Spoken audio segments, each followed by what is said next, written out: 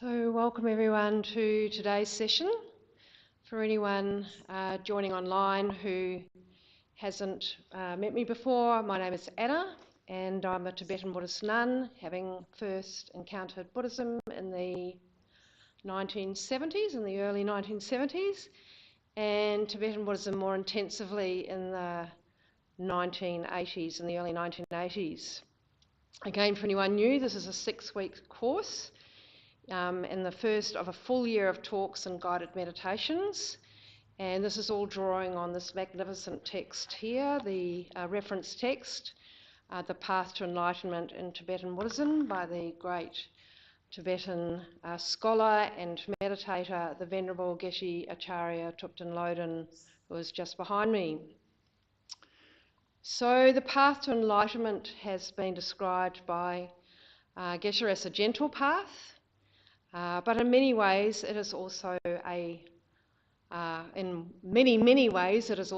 groundbreaking and far-reaching path.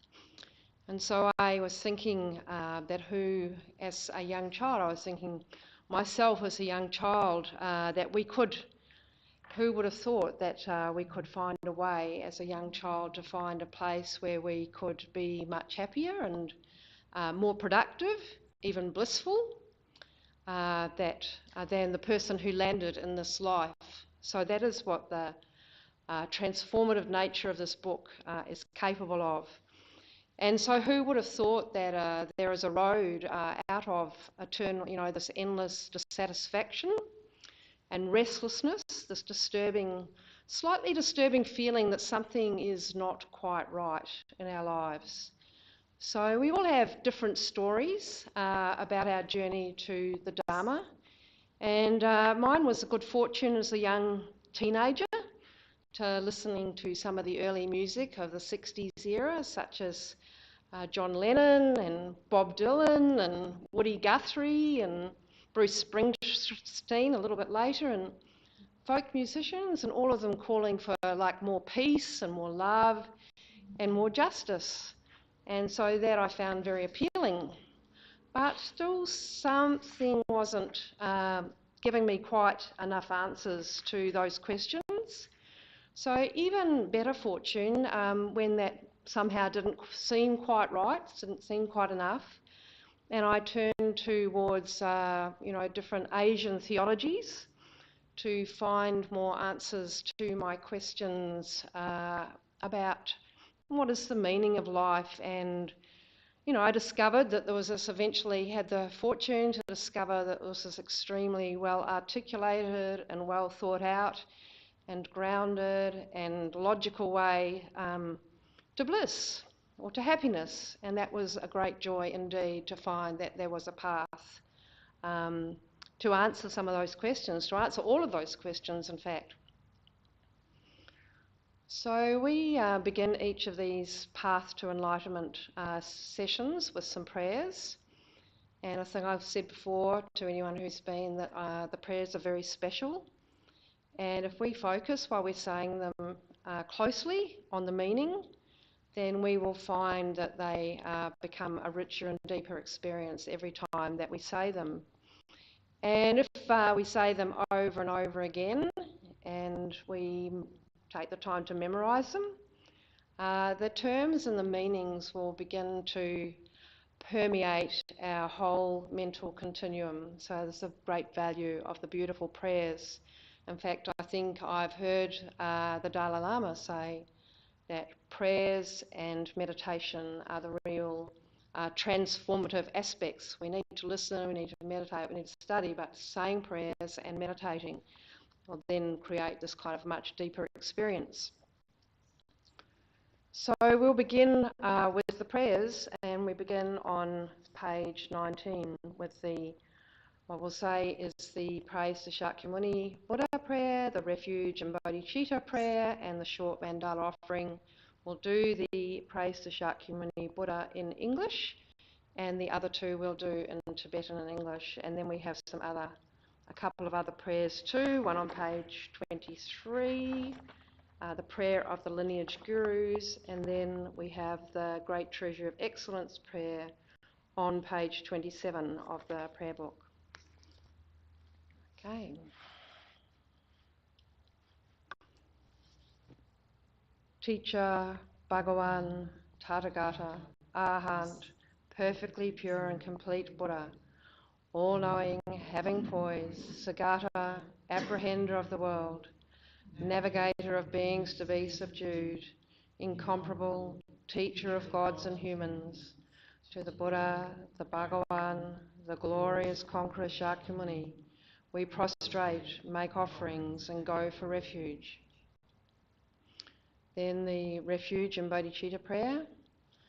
Sangye chodang zo ki chodam la jang chu baru dani kyab su chi dagi jin zo ge pe zo nam chi drola panchi sange drupajo. To the Buddha, Dharma and Sangha, I go for refuge until becoming enlightened. Through the merit of my generosity and so on, may I achieve Buddhahood to benefit all beings. To the Buddha, Dharma and Sangha, I go for refuge until becoming enlightened. Through the merit of my generosity and so on, may I achieve Buddhahood to benefit all beings. In the short mandala offering, put our fingers so, with creating the continents and Mount Meru in the centre. Saji Puji Jujin Metodram Rirab Lingjinire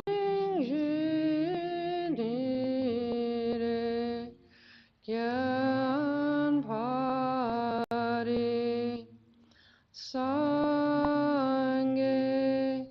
Jindu Mingde Owaji Drukun Nandak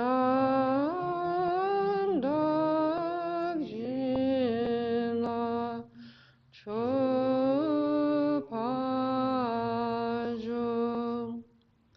This ground anointed with perfume and strewn with flowers, Mount Meru, the four continents, adorned with sun and moon, imagined as a Buddha land and offered thus, may all beings enjoy such pure lands.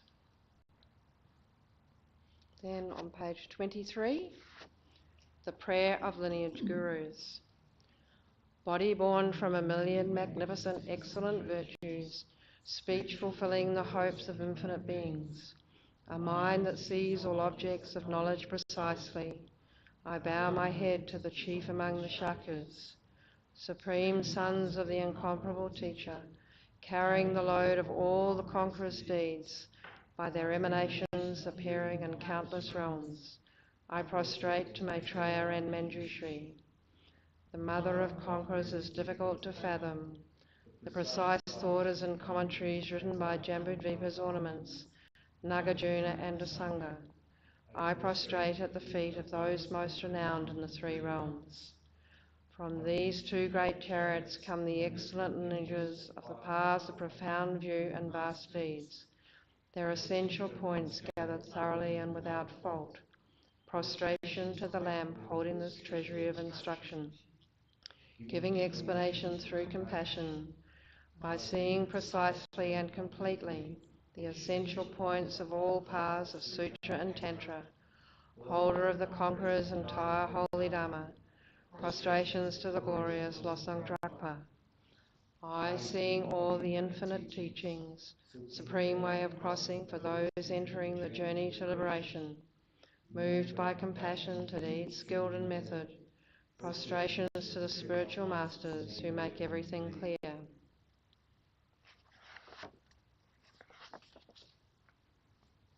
Then the great treasury of excellence, the prayer of the Path to Enlightenment composed by the second Buddha, Jetsun Tsongkhapa. The kind master is the basis of all qualities, and proper alliance is the root of the path. By seeing this excellence and through much striving, bestow blessings to be devoted with great respect. This gentle support of freedom obtained this one time is most difficult to achieve. Knowing its great value gives rise to a mind seizing its essence constantly day and night. Bestow blessings to generate this continuum unceasingly. It is like a bubble in water, this constantly moving body and life. Thus remember the swift collapse of death. Beyond death, like body and shadow, white and black karmic results follow after. By gaining firm certainty in this, the massive faults, some very subtle, are abandoned, and the accomplishment of all virtuous collections completed. Bestow blessings to every forms of suffering that living beings experience.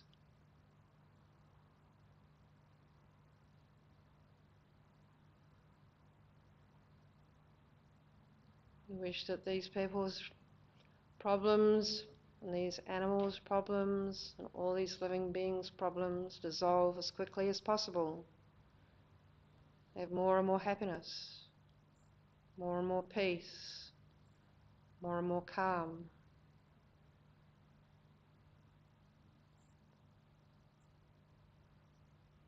More and more joy.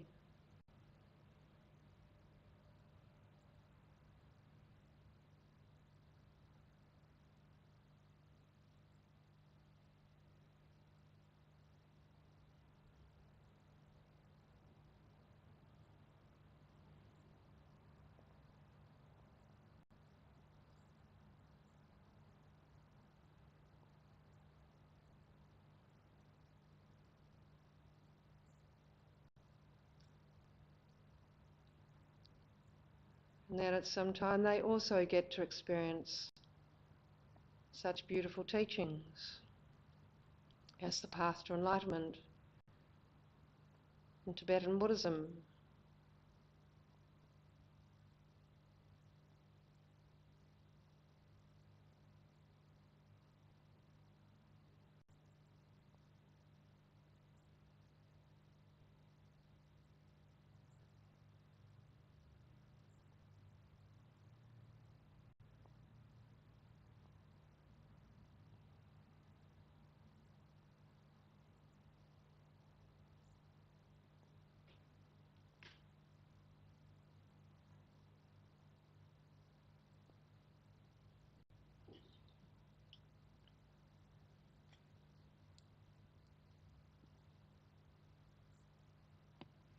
So we bring our whole body and mind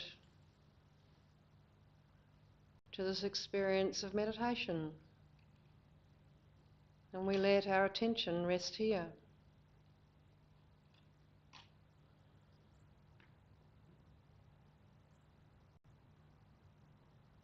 Just being aware of this moment.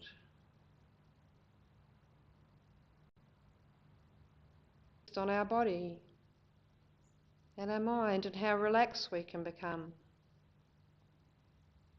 Not sleepy, not agitated, like tuning a guitar. And by observing our head and neck.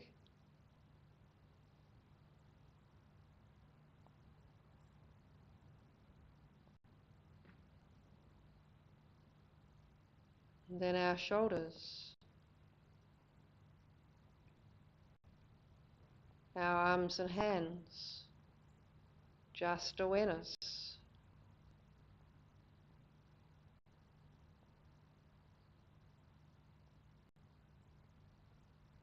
Being aware of our back and our chest and our abdomen.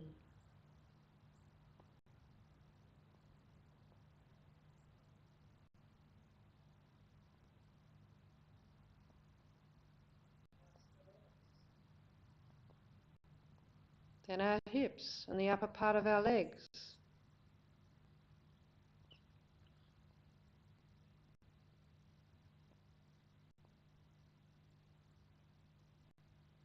then our calves and ankles.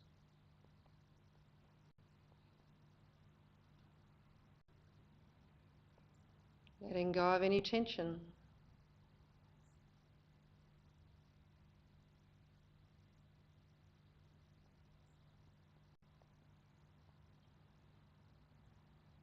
But not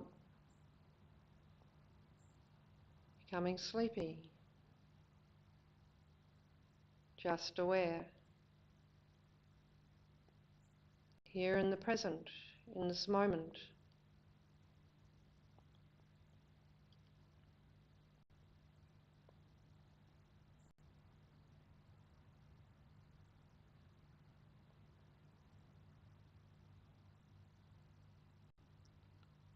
And with our relaxed body and mind, we think about empathy and compassion.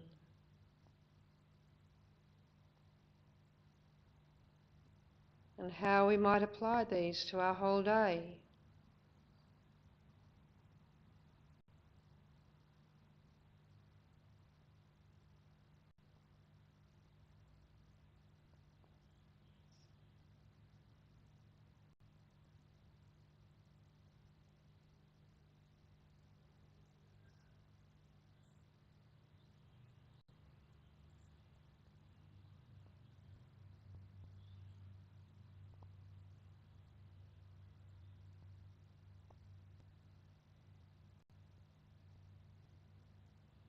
When we wake up, we generate the Bodhichitta thought.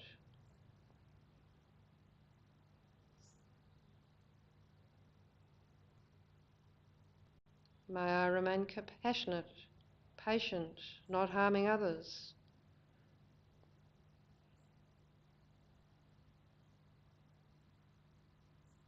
May my activities be directed towards enlightenment.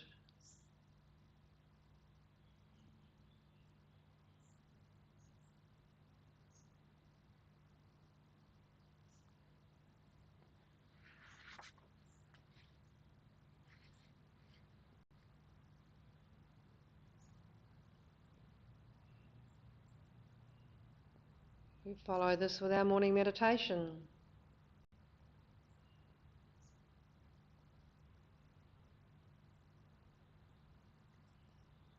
And then offer our meals to all the Buddhas and Bodhisattvas with a Bodhicitta motivation.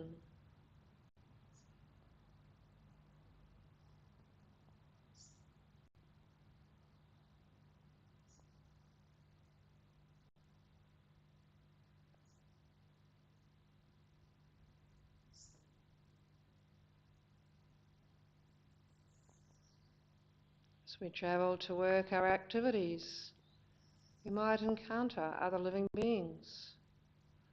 We generate compassion thinking about the suffering of, say, birds,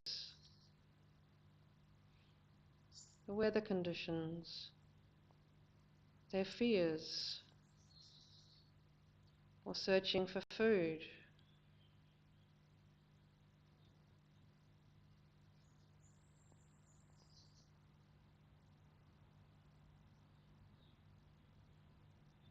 Whatever our activities or environments, we are patient.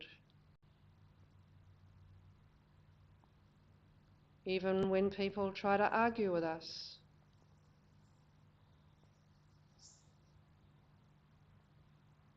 We treat everyone with compassion and consider the overall benefit of the group.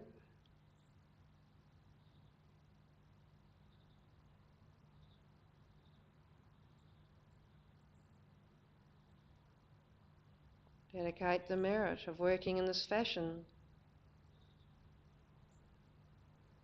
to quickly gaining higher states in Buddhahood for the benefit of all living beings. Even watching television to relax, we recognise the emptiness of the characters and that in reality all we're seeing is little dots on a screen.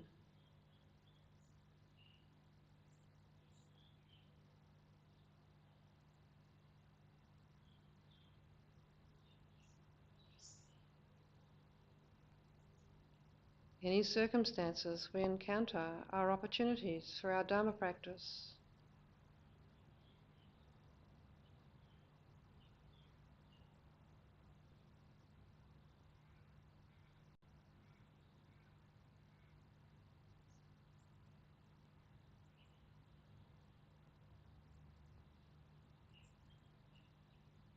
Now we bring our awareness back to this thought.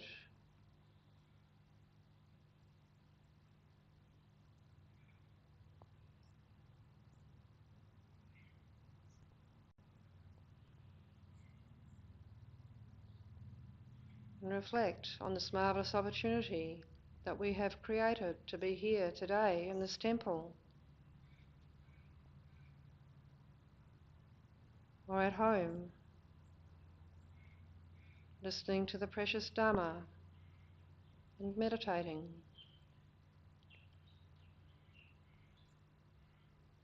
We focus our attention on that.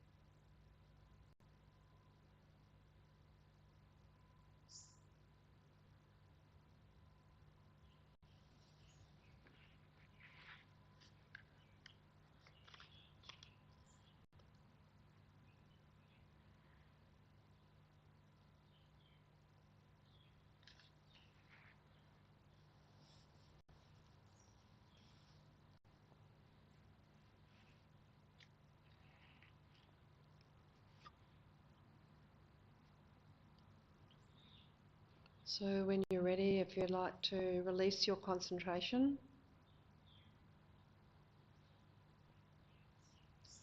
So in previous weeks we've talked about the benefits of taking this path of transformation, and today we'll talk about some of the special characteristics. And so we're entering this journey, this path to enlightenment journey, carefully and slowly. And Geshe advised us it is much wiser to do that. So if we're going on a great journey, it is important that we prepare for the journey. And there really is no greater journey than this path of transformation. So having, deep trust by checking that it's the right path for us is very useful, and Geshe has given us lots of tools to do that. So really to stay this course, which can have its moments, especially as our ingrained habitual responses somehow prefer to maintain their old ways. So there can be times we really need to develop quite a strong respect for these teachings. So Geshe's explained here for us these 7 golden jewel-like qualities of this book to assist us to do that, to have good reliance on the path. So he explains 4 qualities from page 62 of the path. And he says that Atisha's lamp for the path to enlightenment and all other graduated path texts, in fact, have 4 particular qualities. And these 4 qualities are that the Buddha's teachings are non-contradictory, that all the teachings in the book are in fact instructions for our practice, that there are great insights, it includes great insights into the thoughts of an enlightened being. So that is, a really strong reason why that this is such a precious text, because this is a person who's actually achieved that ultimate state, and we've got insight into the way that the Buddha himself thought, and also many other great beings. And it's free, the other qualities, it's free of great fault of criticising any type of Dharma teaching, and explains why.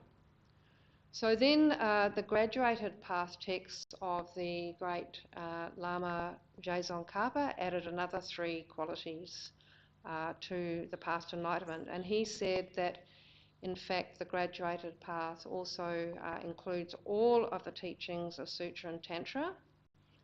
And it's easy to practice because it includes, presents mainly the stages of taming the mind. So that's its whole purpose, is to help us to tame the mind. And then the instructions contain the combined teachings of Nagarjuna and Asanga, and we'll explain that in more depth shortly.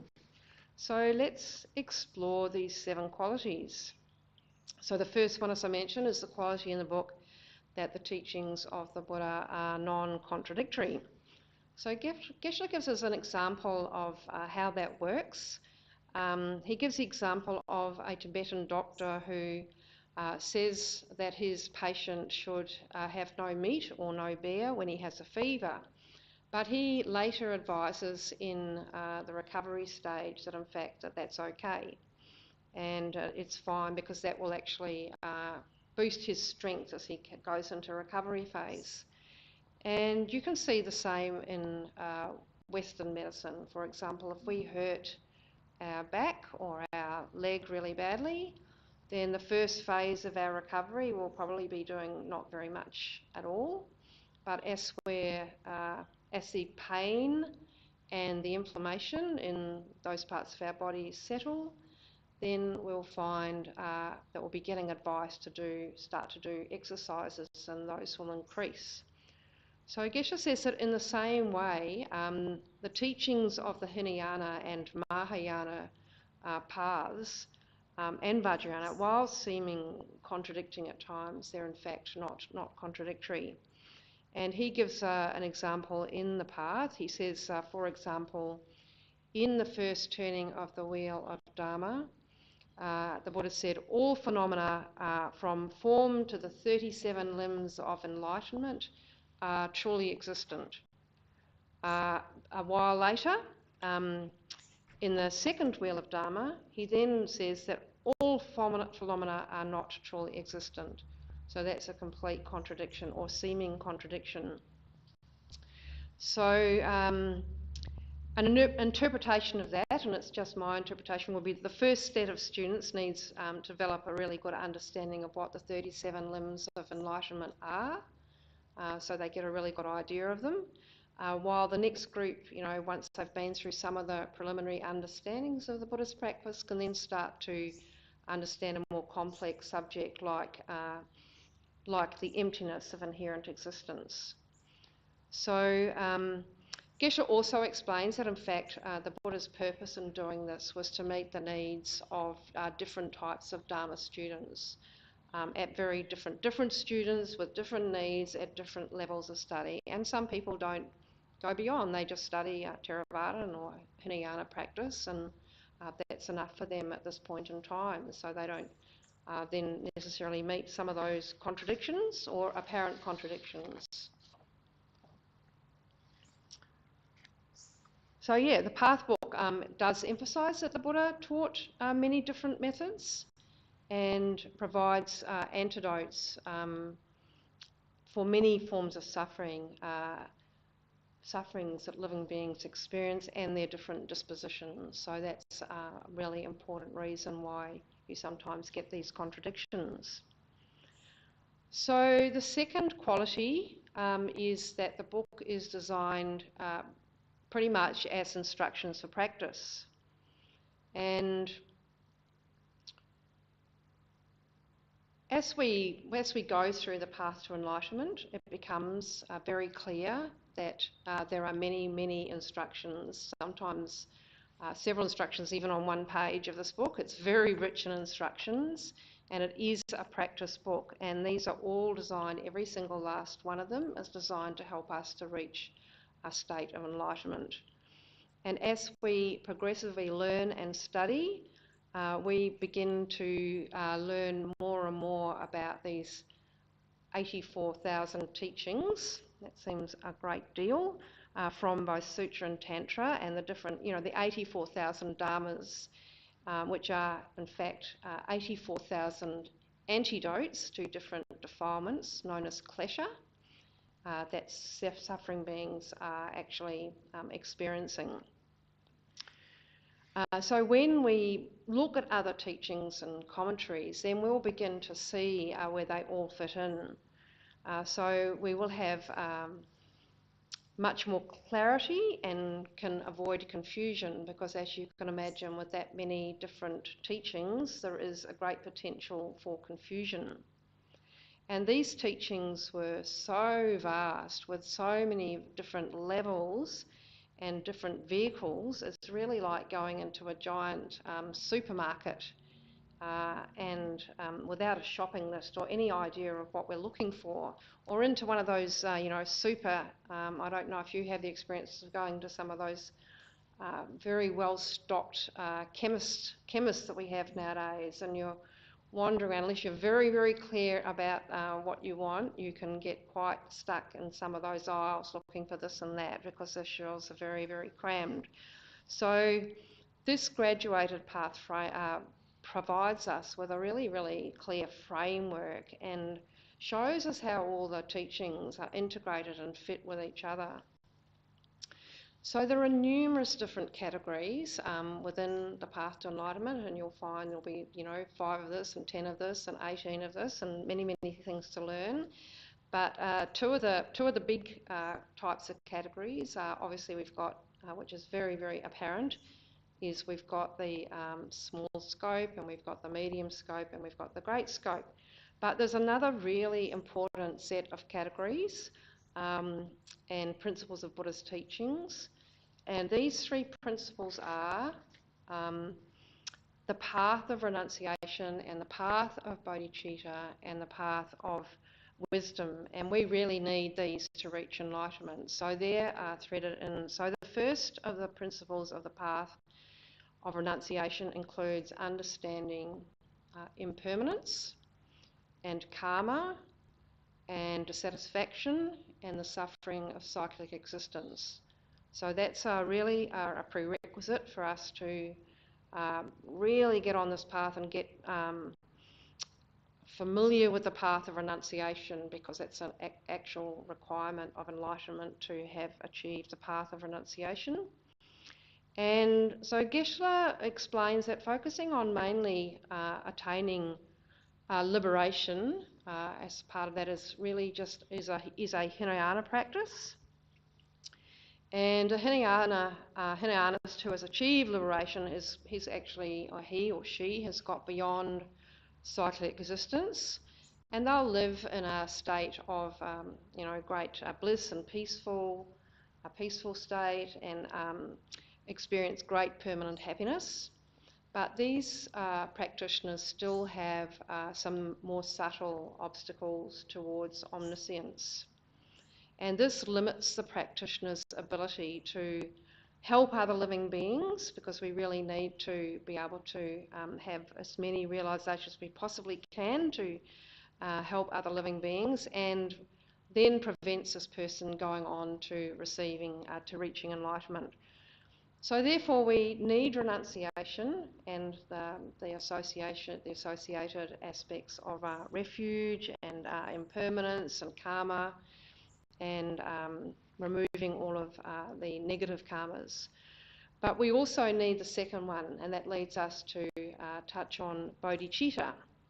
So the second principle is the path of bodhicitta that's threaded through these teachings, and we do a bodhicitta motivation every time we do some practice. And as we talked about in the meditation, we try to aim to thread that through our whole day, whether we're asleep or whether we're waking, whether we're eating, and all of those aspects of our lives. And so this motivation of bodhicitta makes any practice a Mahayana practice, and it's the cause of Buddhahood. So Geshe explains that bodhicitta is the mind wanting to achieve enlightenment or Buddhahood by the realization and recognition that this is in fact the method to help, the real method to help release others from suffering and help them to gain more happiness. So it's worth reflecting a little while on this extraordinary practice of bodhicitta. And so it's the ultimate happiness is the mind of enlightenment. So on a mundane level, we can imagine how marvellous it would be to never have to stop and ponder again what is the right thing to do. So is my underlying motivation really helpful? Am I doing the right thing? How many times do we catch ourselves, having to spend ages thinking that through if we're interested in bodhicitta and enlightenment? Or am I really doing what I'm doing based on more self-concerned needs? Is this the right decision? Am I doing the right thing here for everyone? What have I done that instead? And we have this kind of, mental discussion with ourselves. So I think that would be happiness alone, to be able to know and feel that your responses to the world and your efforts to help others were correct, and they were spontaneously correct. Which is, when we have realised bodhicitta, that's what happens, that we will be in a position to spontaneously and correctly and have done the right thing without having to have that long discussion with ourselves. Every thought, every decision would be spontaneously perfect without having to think about it, and I think that sounds very appealing. So we'll know what we need, and we'll know what others need, and help others at any given moment while remaining completely peaceful and calm as we do that. And quick. I certainly know having seen somebody of the quality of Geshe operating, there was just this endless stream of activities happening, and it was done so efficiently and so peacefully and so calmly throughout the day. All of the work he was doing was, still sticking to his schedule, still, getting up at the same time of the day, going and having his breakfast, going and having his walk, and still keeping completely calm. But at the end of the day, if you looked what he'd done, it'd just be mind-blowing what he'd achieved. So to be able to have that kind of spontaneous, helpful response and be so far-reaching would be truly wonderful. So bodhicitta means for the sake of others wishing to attain pure perfect enlightenment.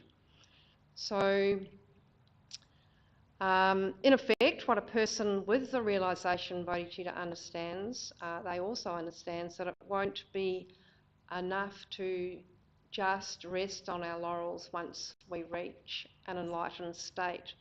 It will be our job at that point to help others as well.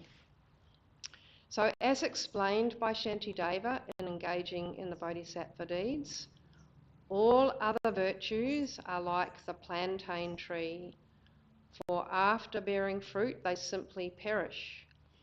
But the perennial tree of the bodhicitta bears fruit unceasingly and flourishes. Such a beautiful verse. So bodhicitta arises when we realise deeply that to benefit all our living beings, we must wish to attain enlightenment and then endeavour to do so. And when we reach enlightenment, we take responsibility at that point to help everyone else to do the same. So that's a pretty fantastic mind. So when we practice bodhicitta, we naturally hold this attitude of great love and great compassion for all living beings without any discrimination, without any conversation within ourselves about this one's more important than that one. And we also have this desire for them to attain enlightenment. And it's a very extraordinary and special mind. And at the same time, when we achieve that mind, when that mind is realised, then our own happiness and merit are completely guaranteed. So in 2019, His Holiness the Dalai Lama said, "As far as the awakening mind is concerned, we need to understand that we are seeking to attain a state in which all defilements and faults have been eliminated, and in which perfect realisation, omniscience, has been achieved. Unsurpassed enlightenment is the goal you seek when you generate the awakening mind. You aspire to become a Buddha for the benefit of all sentient beings." Then the great teacher, Shantideva, summarises the benefits of generating the awakening mind. "Whatever joy there is in the world all comes from desiring others to be happy, and whatever suffering there is in the world all comes from desiring myself to be happy. If I do not actually exchange my happiness for the sufferings of others, not only shall I not attain the state of a Buddha, even in cyclic existence, I shall have no joy." So that brings us to the third of the principal paths, that is emptiness. So this is the other really important must-achieve aspect of the path to enlightenment. So this is the path of emptiness. And Geshe explains on page 65 that once we have achieved bodhicitta, we need to move on and practice this principal path of wisdom. We need to cultivate the wisdom that recognises the true nature of reality, the emptiness of person that is ourselves, and the emptiness of phenomena. And the reason for this is because emptiness is the direct opponent to all of the delusions. So to weed out the root of the delusions, we need the realisation of emptiness, explains Geshe. So he says that other opponent practices, such as concentration and impermanence, bodhicitta, love and compassion, these can all stop the delusions, but only temporarily. So when we are meditating, for example, we might be able to settle the delusions, but after the meditation, the delusions may arise again when the right circumstances arise. So, I don't know, an experience might be you have a wonderful meditation and then you go out into your family or your work and some circumstance arises, some drama's unfolding, and your response is not quite as you would have expected having just completed that meditation.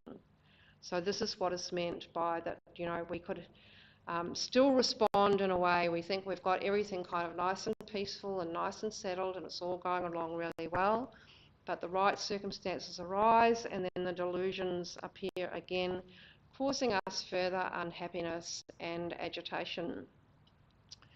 So this study of this really fascinating topic of emptiness is covered later in the book under special insight on page 833 for anybody who would like to explore earlier.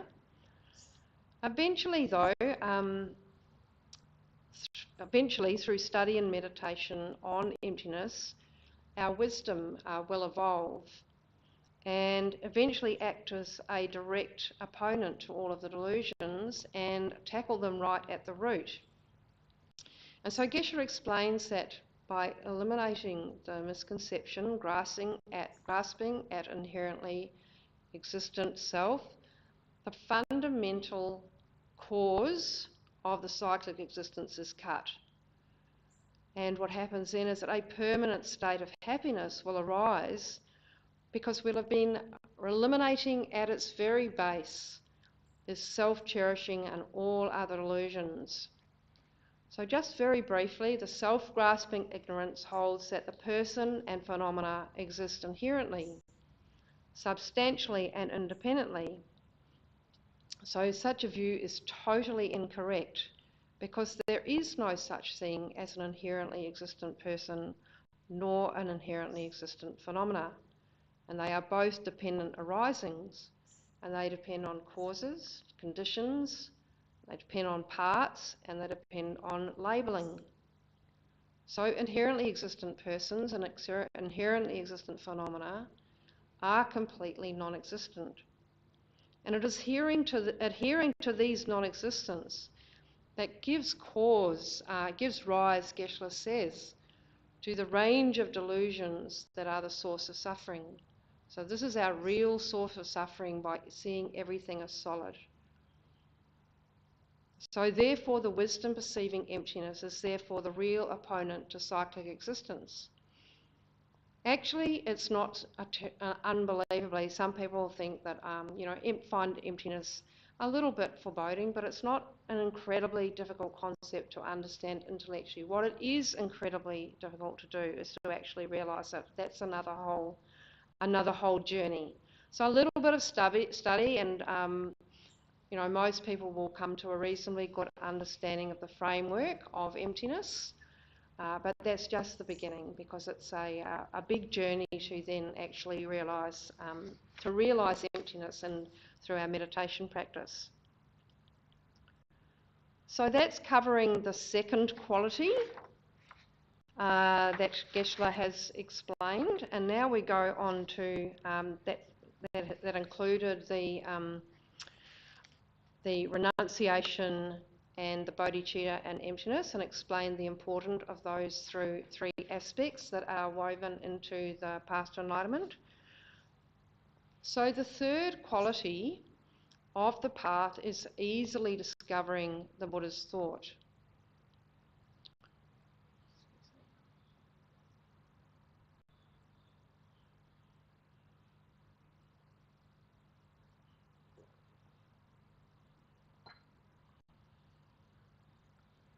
So what's really good about this book is that it really goes to the heart of the Buddha's teachings. There are so many books and commentaries on Buddhism, as you've probably noticed, and it can be really, really hard to know where to start and where to go next. The Buddha taught these three scopes to teach people of all incarnations. And the final thought was the non-contradiction of the wisdom perceiving emptiness and the dependent arising of phenomena that we just mentioned.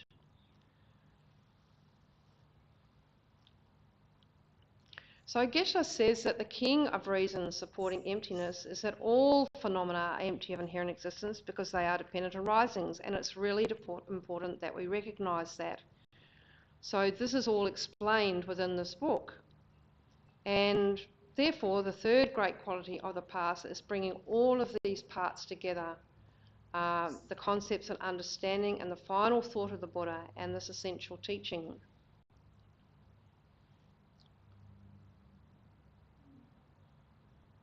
So the fourth quality of automatically becoming free of the great fault. So this fourth quality of the path to enlightenment is reinforcing the importance of the guidance to check and analyse before we accept any of the teachings.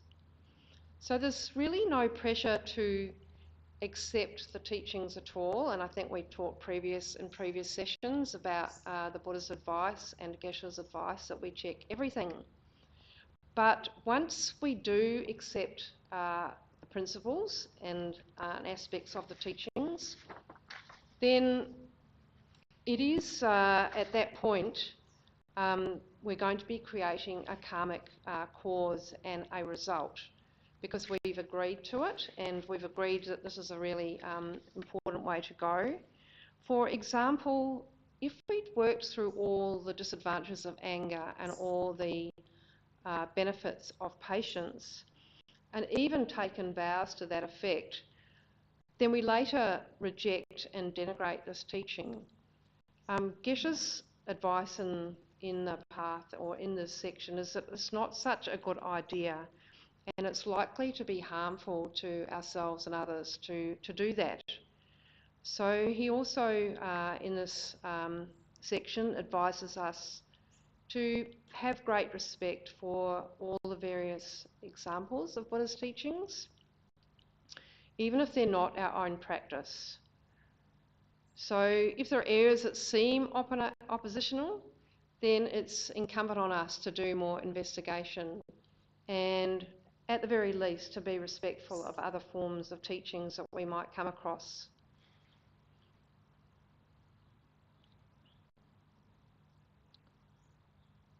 So this quality of automatically becoming free of fault also emphasises that all of our own delusions and negativities can be stopped by practicing the path.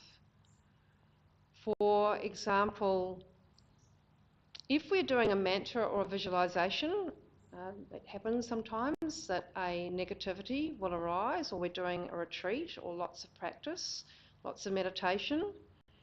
But then these activities, we continue with these activities because they will help us to purify that. And we can also then use this as a reference to find which part of the path to enlightenment we need to help us with whatever has arisen. Remember Geshe often saying, deal with the most prevalent or the strongest delusion first. So we become aware of the delusion that we're dealing with, and then we can use this as a reference to find the antidotes to that delusion. And in fact, Geshe made it even easier for us. Nick reminded me recently of this incredibly, I don't know how many people have got this, and there's this amazing guide called How to Use the Path to Enlightenment in Tibetan Buddhism, which actually takes us through the different topics. And if we're having a different problem or problem with a particular thing, then it tells us which part to go to for advice as a kind of a guide. So it's a little bit unclear, that one, sorry. So for example, if we want to learn more about death and dying, then we can go to chapter 8 on death and impermanence and chapter 15 on death and rebirth. If we're dealing with anger, Geshe advised that we can go to chapter 14 about anger. Then we can go to chapter 24 for the perfection of patience. And then we can go to chapter 19 on how to develop bodhicitta, in particular developing equanimity. Then there's a whole, if we're having problems with attachment, there's a whole list of references. We can go to chapter 14 on delusion, such as looking at the section on desirous attachment. We can go to chapter 29 on calm abiding, which is an opponent to the delusions. We can then go to special insight and look at emptiness. Then we can go to death and impermanence and suffering. So this goes on for 4 pages, this incredibly handy guide. So if anyone would like a copy, I've got some very blurry copies here, but I have got a scan of it on my email, and we will endeavour in the next month or so to get it typed up again. I don't think we can find the original. You've got it? You've got it typed up, have you?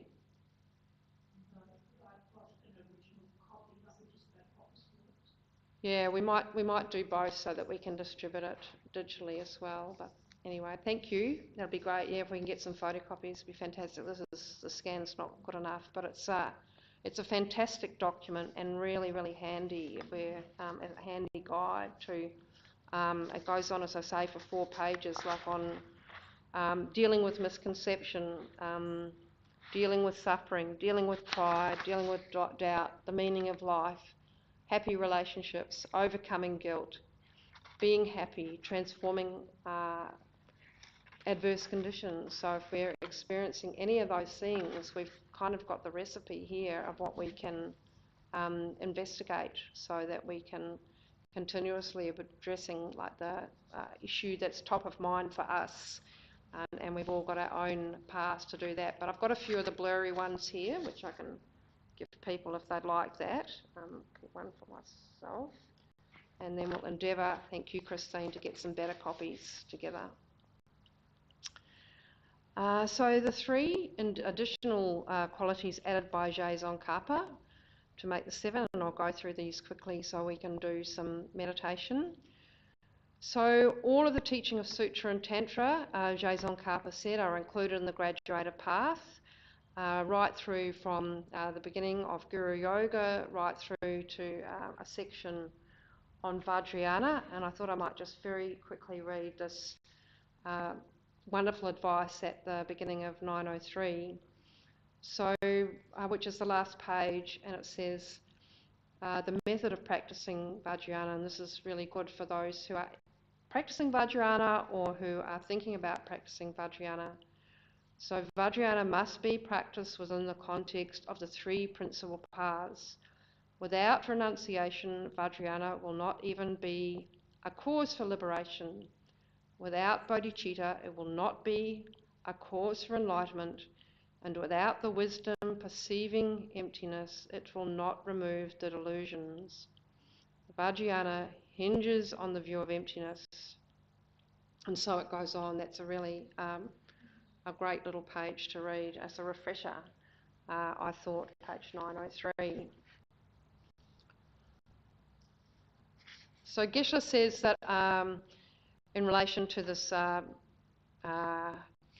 of the 7 qualities, that there are many other teachings, but not all of them have Nagarjuna's treatise on the middle way, which is mainly about emptiness, and nor do they have a Sanga's perfection of wisdom text, which mainly explains bodhicitta and compassion, but has little about insight and wisdom.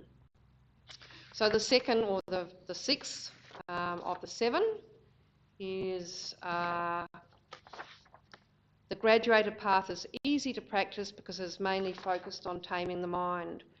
And so Tsongkhapa explains that they're not overly complicated, they're clearly explained, they're graded, they're step by step, they're progressive, they're gradual.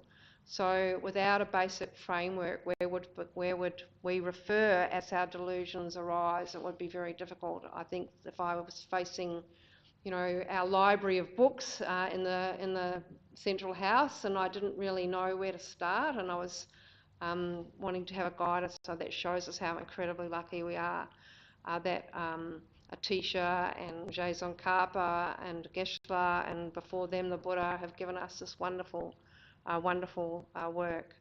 So, and now we've also got this wonderful guide. And so we, when we meditate and study the Dharma, our delusions become clearer because we are looking into the Dharma mirror. And so this framework can help us as, you know, the negativities arise when we do look in the Dharma mirror. and we might simply act on our delusions. We might just see them as being really real, and create more negative karma. So this is a really, really useful help for us. So for example, if we're angry, it's easy to see the object of our anger as the worst personal thing alive without remembering their previous kindnesses or better qualities, and we tend to focus on the person and not on the behaviour. So it is useful to focus on the behaviour, and then we'll remember their good qualities as well. So we get this really fantastic advice of how to deal with our frustration and our irritation and difficulties in this book. And so the path and the guide are so useful here. And finally, the teachings contain the combined instructions of both Nagarjuna, Geshe says, and they come from a great line of bodhisattvas and holy masters who are actually disciples of Nagarjuna and a Sangha. And Geshe says that the wisdom lineage was originally transmitted by Vidya Kokila, who was a disciple of Chandrakirti and a teacher of Atisha, and the method lineage, as we learned last week, from Suvarna Vipi, also known as Salingpa, and then to Atisha. And so without a graduated path text with such a framework and these 7 qualities, our practice and realisations would be very difficult. So we have a lot to be thankful for here. So now what we'll do is a meditation. I think I mentioned last week we'd do a slightly different Shakyamuni Buddha meditation than we did last week.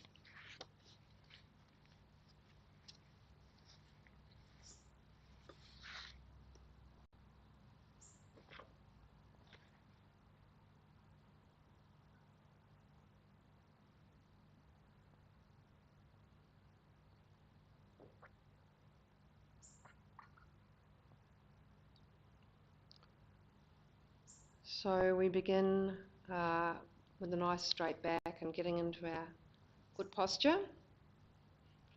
And then we reflect again on our bodhicitta motivations.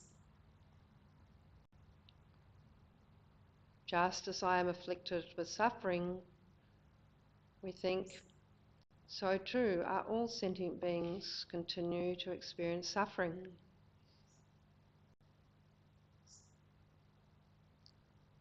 All of these beings have been my mother in previous lifetimes.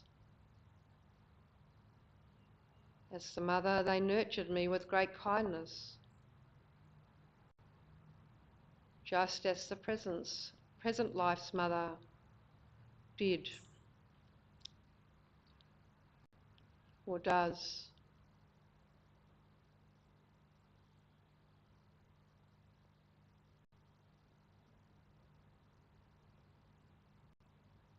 Having reflected on the kindness of mother sentient beings, I will surely be concerned to help remove their sufferings.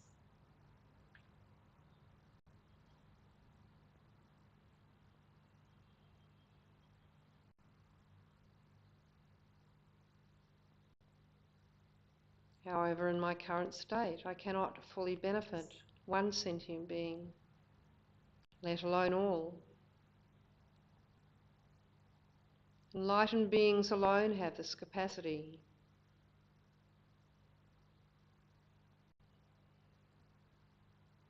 For this reason, I must make the commitment, strongly as possible, to attain this state of full awakening. The love, the compassion, the bodhicitta, the wisdom, the concentration and so on of an enlightened being.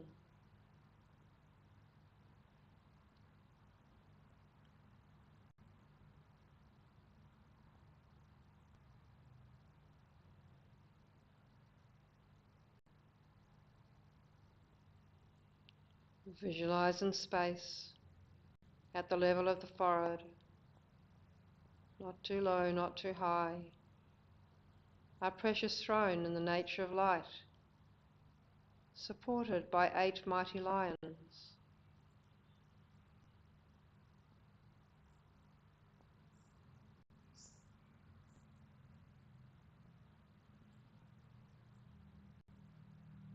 throne is jewelled. The lion's magnificent.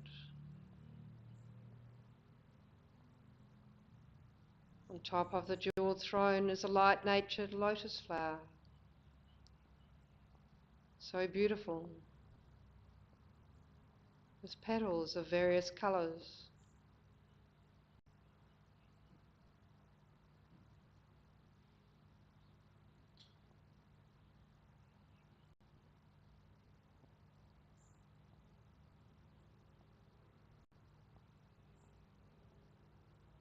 On top of the lotus is a disc-like moon cushion, brilliant,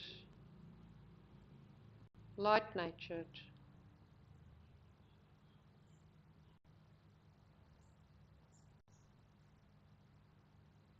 On top of this is a disc-like, brilliant, orange sun cushion, both in the nature of light.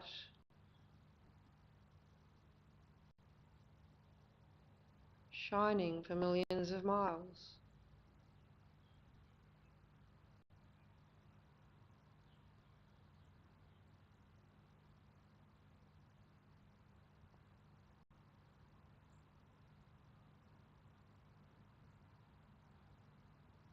Seated on top of the brilliant orange sun cushion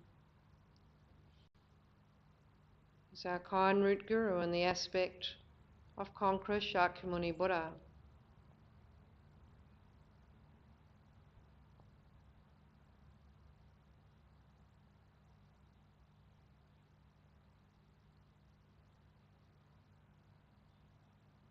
His body is golden coloured.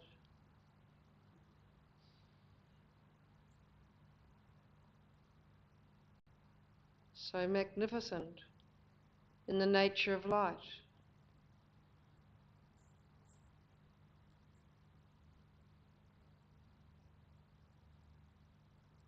His right hand rests in his lap in the gesture of meditative equipoise.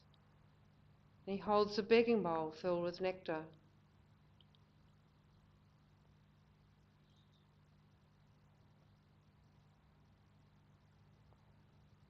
He's wearing the saffron-coloured robes of a monk and has the 32 major marks and 80 minor signs of a perfect enlightened being. Beautifully straight back.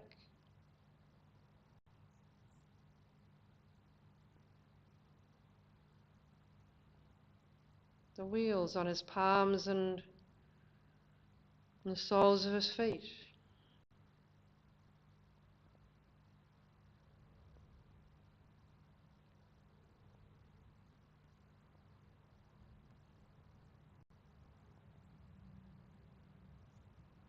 His long ears, gentle long eyelashes.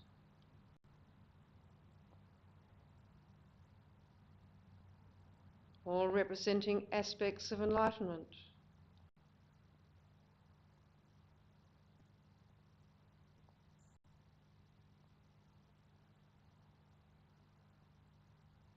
His body is composed of light and it's clear and translucent.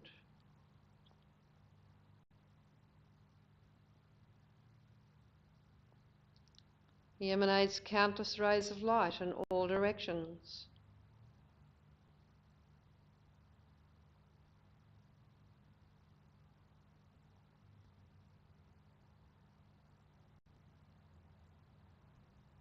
At his heart, we visualize a small lotus with a sun disk on top.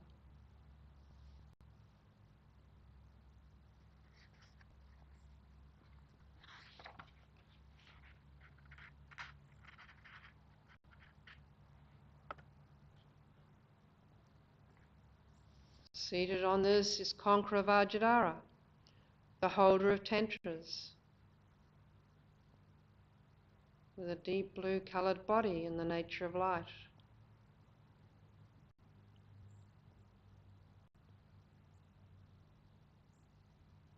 He sits in the Vajra position and has one face and two arms. His right hand holds a Vajra, symbolizing the method wing of the Path of Bodhichitta. And his left hand holds a bell symbolizing the wisdom wing.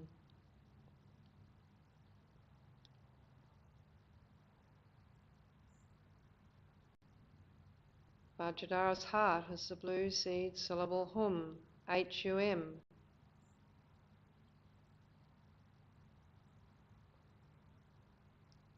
The hum is the concentration being and symbolizes the Buddha's wisdom truth body.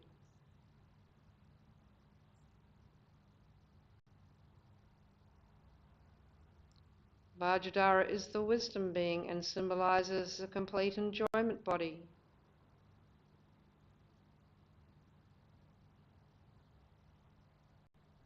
Guru Shakyamuni Buddha is the commitment being and symbolizes the emanation body.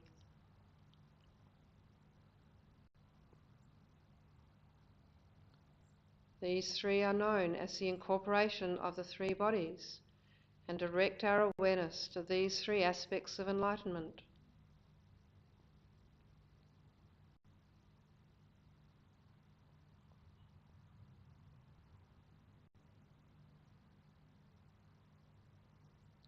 Guru Shakyamuni Buddha is surrounded by direct and lineage gurus, personal meditation deities, Buddhas, Bodhisattvas, Dharma heroes, Dakinis and Dharma protectors.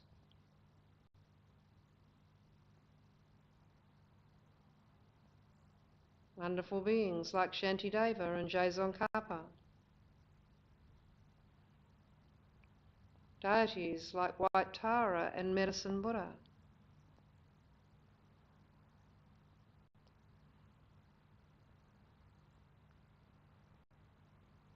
And so many other extraordinary beings.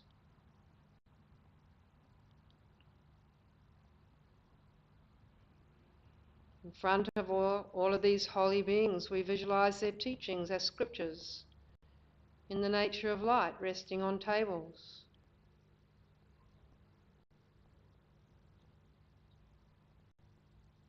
This is known as the field of merit.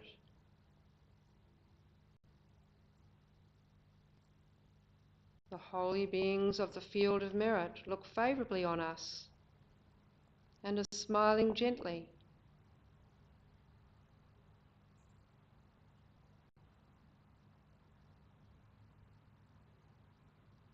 By reflecting on their qualities and kindness, we generate strong faith and meditate as follows.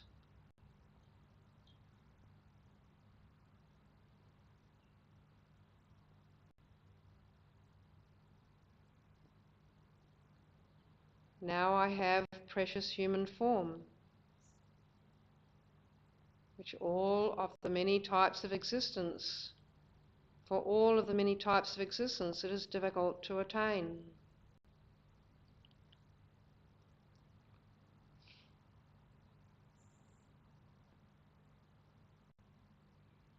Having met the Buddha Dharma, I must try to attain the supreme enlightenment.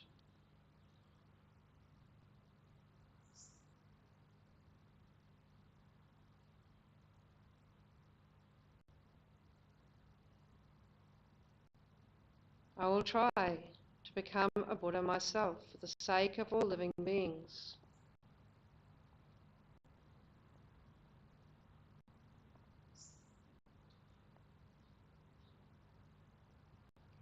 For this I take refuge in the Buddha, the Dharma and Sangha.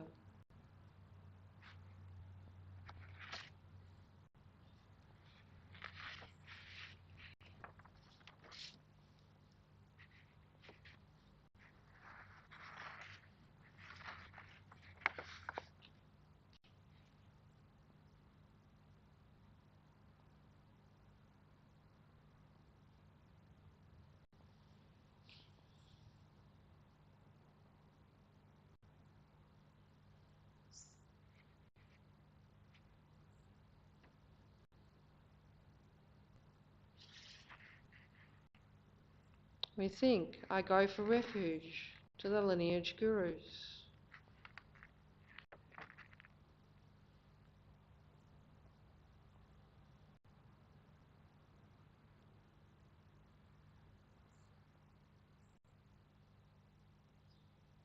We think, I go for refuge to the Buddhas.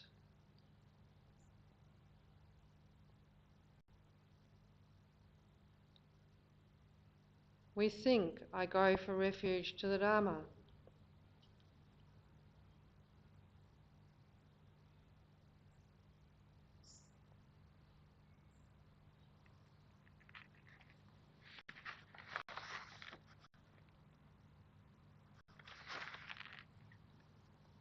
As we recite the words, I go for refuge to the Dharma, we visualise that nectar and 5 different colour lights emanate from the hearts of the direct and lineage gurus.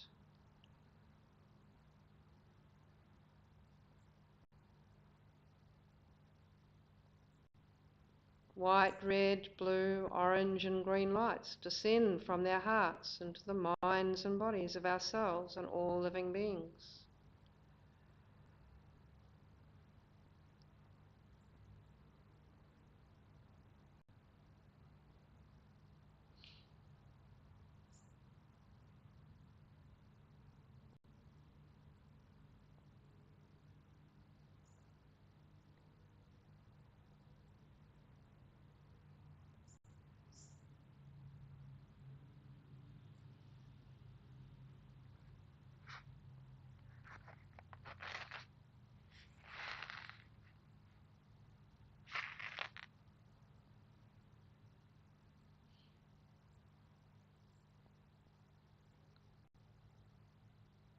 The lights purify all negativities created during limitless lifetimes.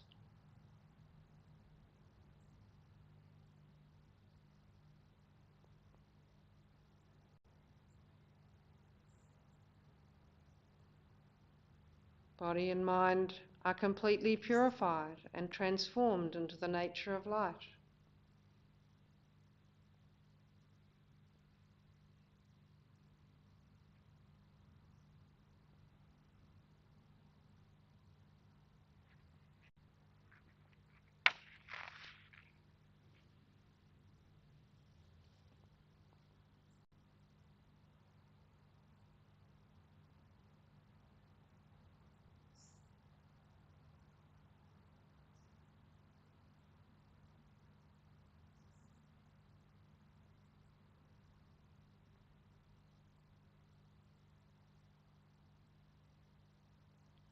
Next we recite, I go for refuge to the Sangha.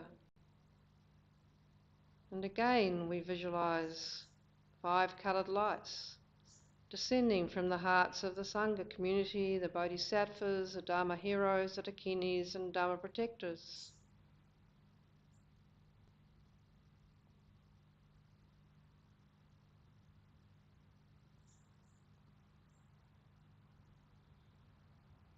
The lights purify all negativities created during limitless lifetimes.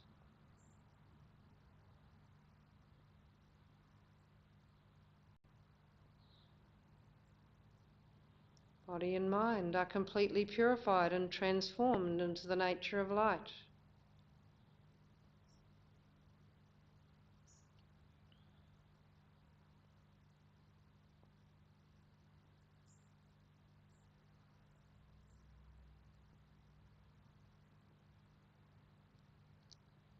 Then we focus on all the objects of refuge together and recite the short prayer of going for refuge.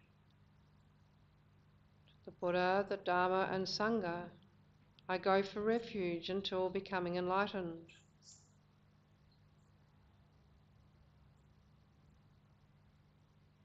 Now we generate bodhicitta by reciting and reflecting on the following prayer.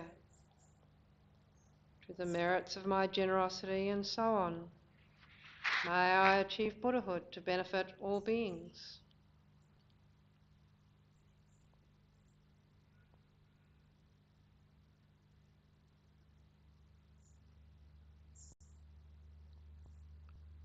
After reciting this prayer, we visualize that a duplicate Buddha emanates and dissolves into us from the crown of the head.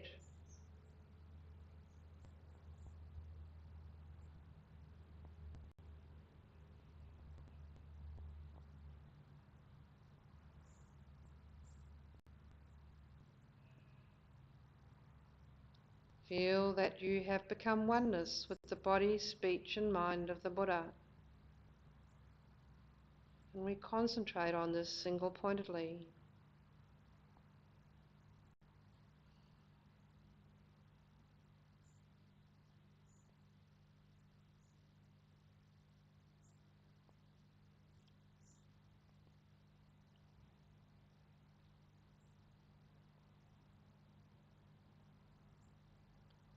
Ourselves as Guru Shakyamuni Buddha, also one with our teacher. Lights emanate from our body, reaching out to all our loved ones, friends, work colleagues, all humans, and eventually all living beings.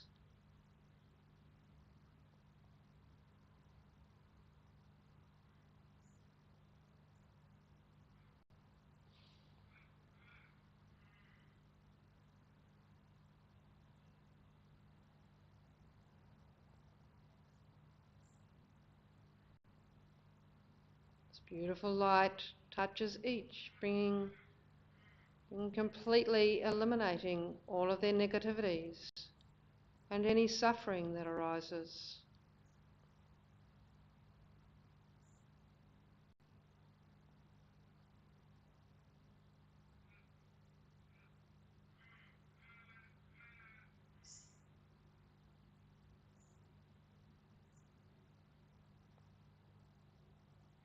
We visualize that they too transform into Guru Shakyamuni Buddhas.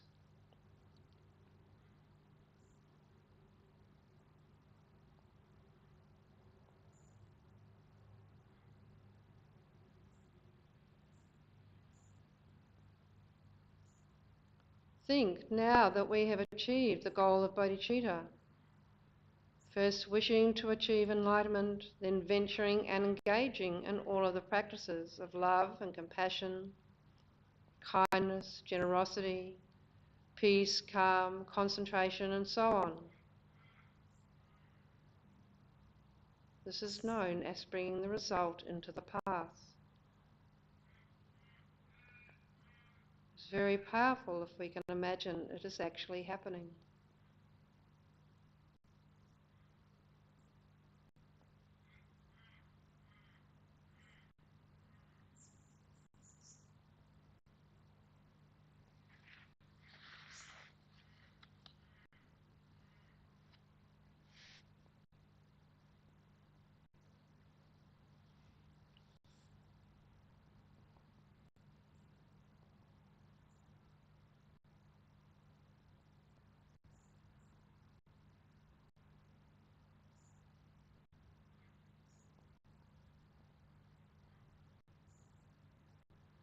Then, in recognition of the effort of this meditation and this class, we can dedicate the positive energy we have created towards more happiness in our own lives, more good conditions, better health, and so on, and also the happiness and good conditions for the people we love and for all living beings.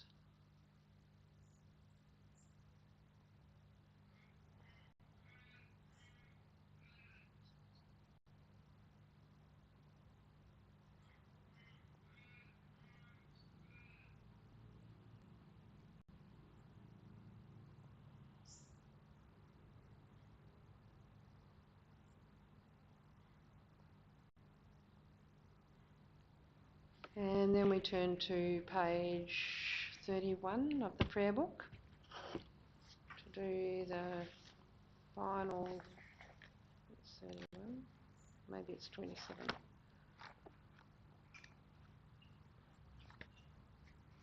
Yep, 31, final prayer of the graduated path.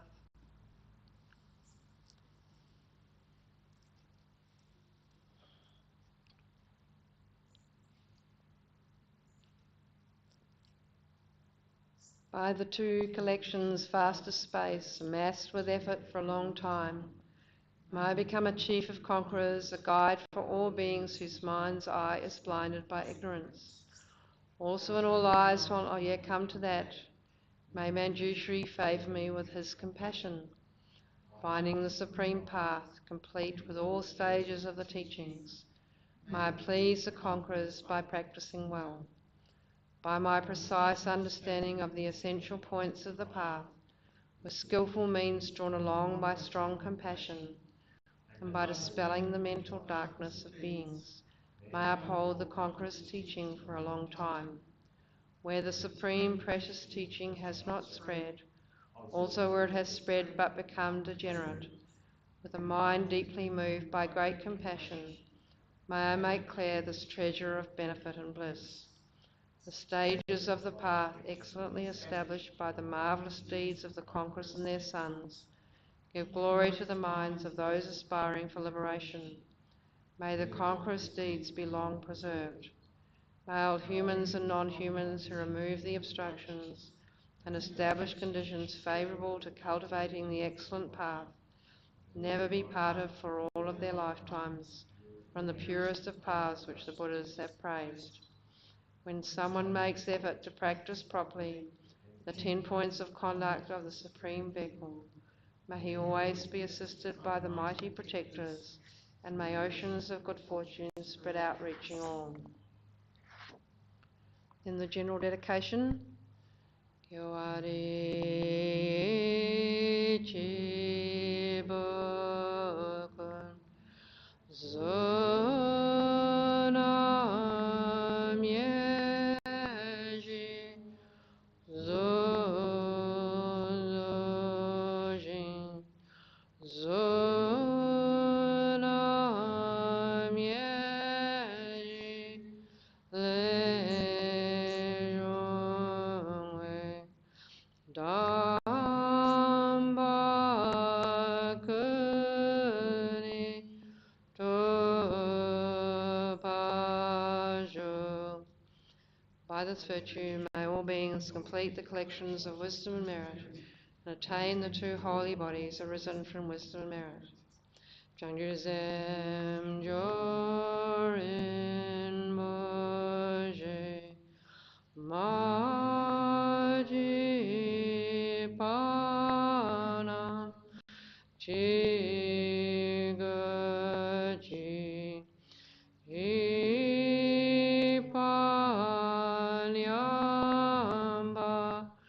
Mebai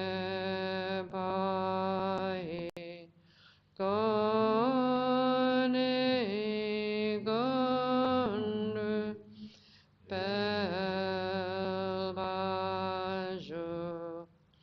May the precious superior mind of enlightenment be generated in those who have not yet generated it, and not decrease in those who have developed it, but increase continuously. Thank you, everybody. Thanks for coming. So the next 2 weeks are holidays. This is the end of term 1 sutra classes. The actual end of the term date is on Wednesday, but over the Easter holiday there is an online retreat with Tim McKibben for anyone who's interested. There's details on the website. And term 2, then it's another weekend, and then term 2 classes start on Sunday, the 18th of April. So in that term, I think there'll be another 2 weeks of myself leading Path to Enlightenment, and then Pam Martin will take over for the remainder of the term 2. Thank you, everyone, and tea and coffee and all good things, so welcome to join us. Thank you. Thank you. Thank you.